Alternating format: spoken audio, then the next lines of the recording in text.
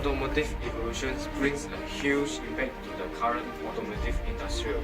Let's see how the evolution of car is.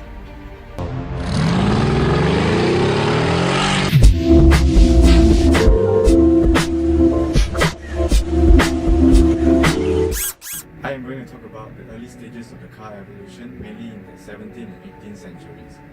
The first car ever invented was a steam-powered vehicle by Nicholas Joseph. The car was capable of moving at a speed of 2.25 miles per hour or 3.6 kilometers per hour to be exact. However, its design was found to be impractical due to some poor weight distribution problem, but still, thanks to Joseph, because of his steam technology. If not, we would not be able to drive car today. Next, let's move on to the 19th century. In this era, many vehicles were invented thanks to the steam technology by Nicholas Joseph. There were also many innovations made to the vehicle to make it better for the humans to drive. There are a few innovations such as the handbrakes, multi-speed transmission, and a better steering wheel for the humans to drive. Another notable invention is the Benz velocipede by Carl Benz. It was the first car ever to be in production for the humans to drive, but this was only until the early of 19th century. The early version of the velocipede had a 1.5 horsepower engine, and later on it was introduced with a 3 horsepower engine which was capable of moving at a speed of 12 miles per hour or 90 kilometers per hour to be exact. As we all know, technology will never stay stagnant, and as time moved on, more and more innovations were made, and there was a very big leap from the 19th century to the next era.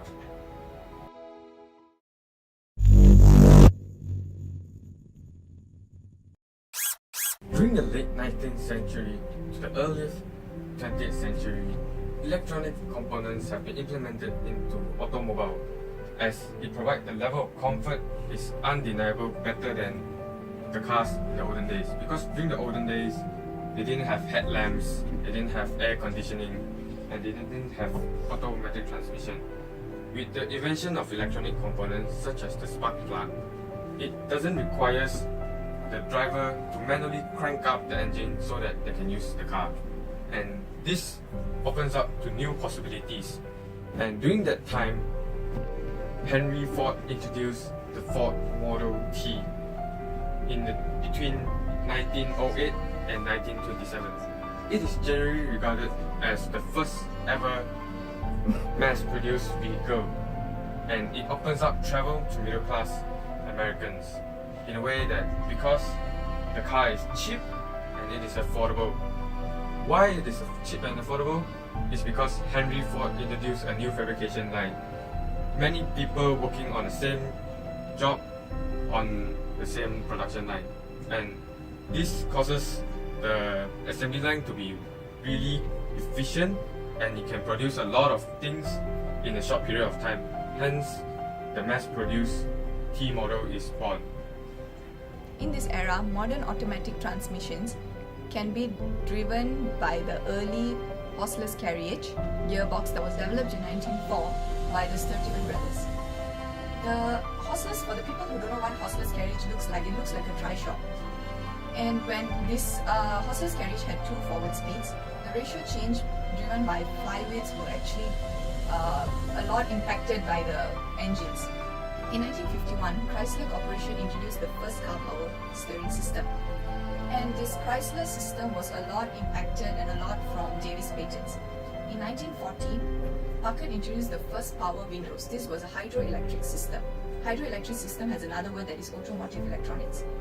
Automotive electronics here means electrical generated system used in vehicles.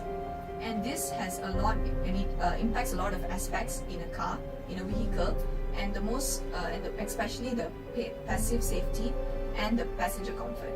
Passive safety here means the airbags, the hill descent system, and the electrical brake system. And the passenger comfort here means the automatic wipers, automatic headlamps, and automatic cooling system.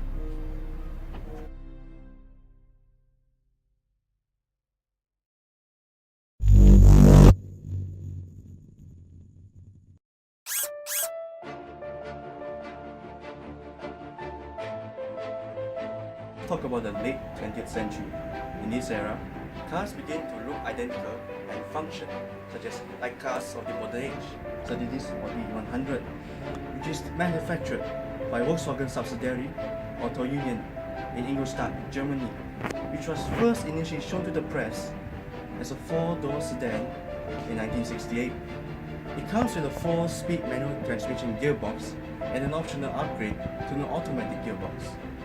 It also comes with an electrical system, which provides power windows and lighting. At the end of the late 20th century, cars started to be developed with objectives of providing more reliability and luxury. On the other hand, cars also came installed with various security features such as ABS and airbags. Cars also follow the principles of aerodynamics in order to reduce drag, which may lead to more fuel consumption.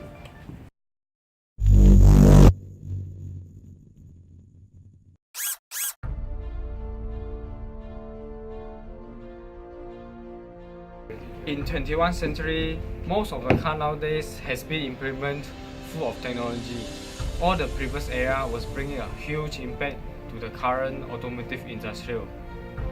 Nowadays, most of the car have such high technology implement such as electrical power steering, multimedia interface, lightweight materials such as carbon fiber, and active safety. Volvo is a pioneer in development of safety vehicle. It has such collision prevention, cross traffic assist, active parking assist, and pedestrian detection. All of this technology helps people drive in a safety manner.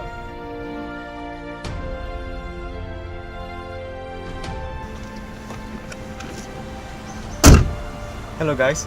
Compared with the last century car, I'm sure most of you will be able to find a few basic things that you can find in every car nowadays. First of all, the most important thing is the auto transmission gear that we can switch. You can switch to PR, neutral, drive and the second gear. So the next important thing is the air conditioning that we can adjust the fan. And compared with the previous car, we cannot adjust the fan. So if the fan will only blow in one direction. And the next one is the hazard light, double signal, and the radio, the air conditioning where we can adjust the temperature and also the fan speed. Now, as you can see here, is a modern engine. What the modern engine differs from the olden days is the engine is much more smaller, it is much more efficient compared to the olden days, because during the olden days they have to make large engines to compensate for the vehicle's weight. Now the engine is much more smaller, it is much more efficient in the terms of force to size ratio. Okay, so now guys, I'll be talking about aerodynamics. As you can see, this particular car model here, which has a curved shape, has been well fitted to fit according together to the principle of aerodynamics. Now, why does aerodynamics has to be taken into account? Aerodynamics plays an important role because the larger the drag, the higher fuel consumption will be. Nowadays, the car also comes with a lot of technology stuff, such as the onboard computer, which can tell you the car status, the problem of the car, then it can tell you when you have to service the status of the car also.